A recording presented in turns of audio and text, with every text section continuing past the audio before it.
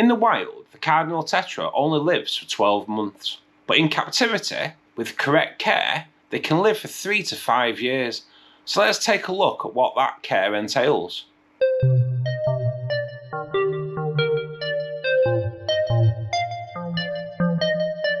Hi, I'm Russ, and I've been in the aquarium hobby now for over 40 years, and today we're going to take a look at the Cardinal Tetra. Scientific name can come across the screen there.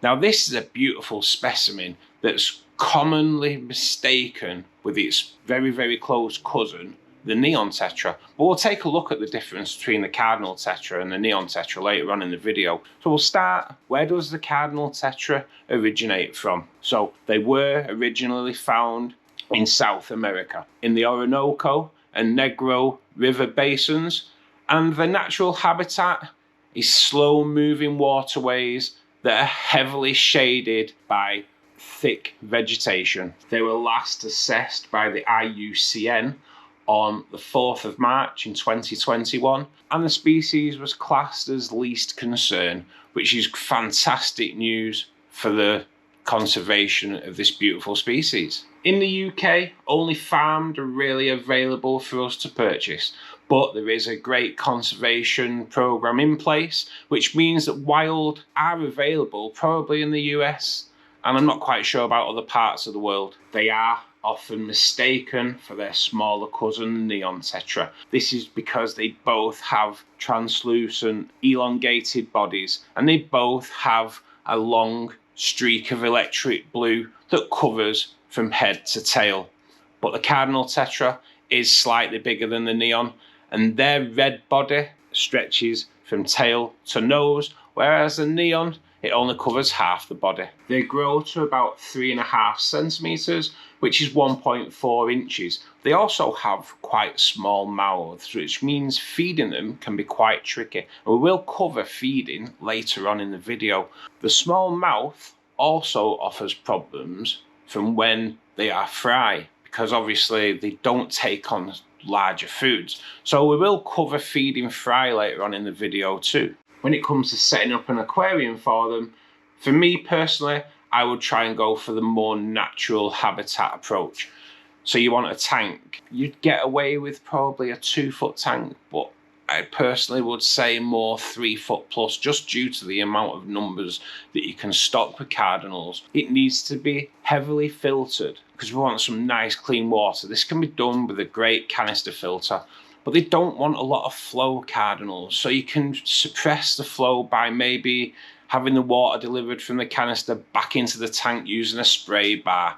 Then you need to look at the heavily vegetated side of their natural habitat, and you can cover this by getting some beautiful plants. There are loads of beautiful plants available to us now in the hobby, so get your aquarium nicely heavily planted. When it comes to lighting, cardinals prefer a lower light, so maybe look at suppressing some of that light with some floating plants. And you can also then introduce wood into the aquarium, so those tannins will darken the water as well. Cardinal fish, Cardinal Tetras are a great addition to any black water aquarium. It's also good to add botanicals to a Cardinal Tetra aquarium. Catappa leaves, oak leaves, alder cones, all the different types of botanicals that can sink to the bottom will be great.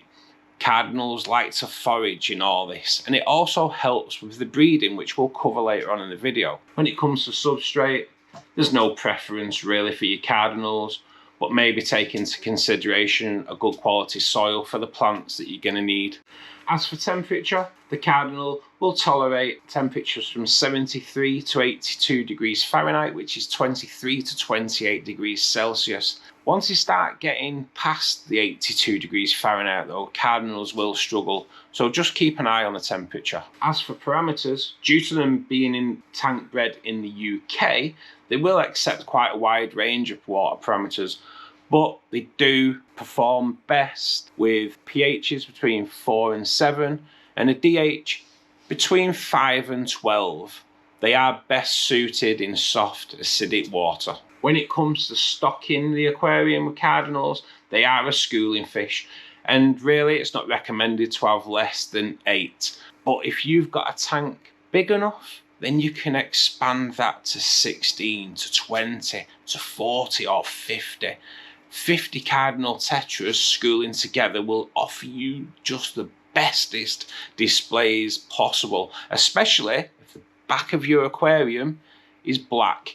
Those colours pop, and then displays are just amazing. When it comes to tank mates, they will happily live alongside rainbow fish, angelfish, other tetras, live bearers. In fact, any real peaceful community tank fish that is at a size where it won't eat your Cardinal Tetras, they will live happily side by side.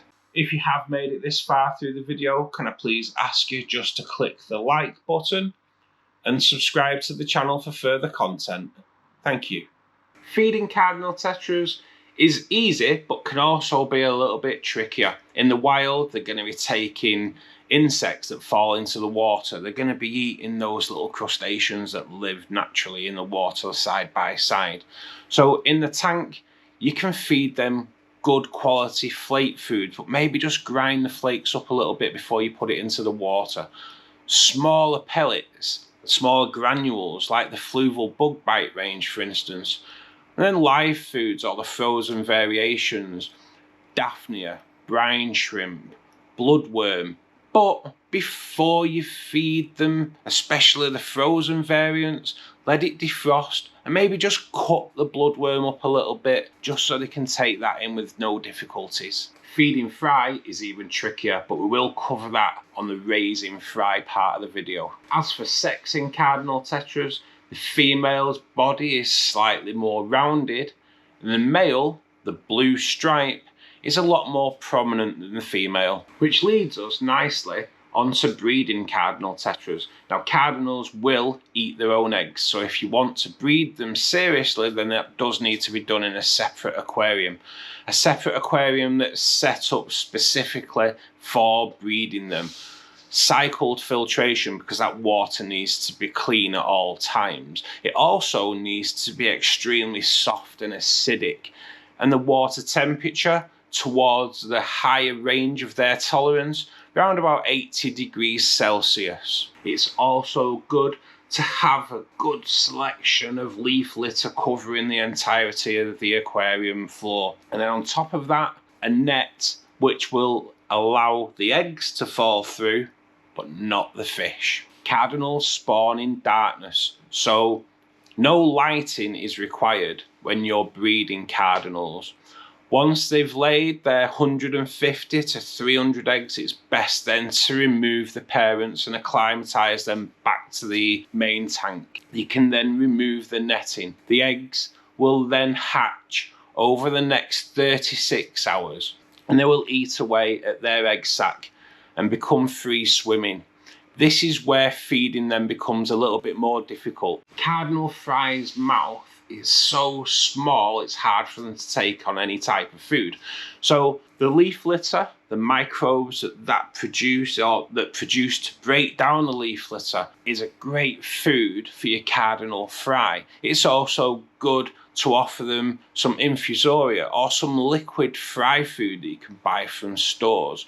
Once they get to about 10 days old, they will then be able to take on some baby brine shrimp. And over the next few weeks and months, they will grow to be able to tolerate larger foods like Daphnia. Cardinal Tetra eggs and fry are quite photosensitive, so it's good to keep those lights off for quite a period while your cardinals are so small. Apart from their amazing schooling nature and their stunning colours, the Cardinal Tetra, in my opinion, is one of my favourites due to its peaceful nature, and it then can live alongside other peaceful fish like the Corydoras.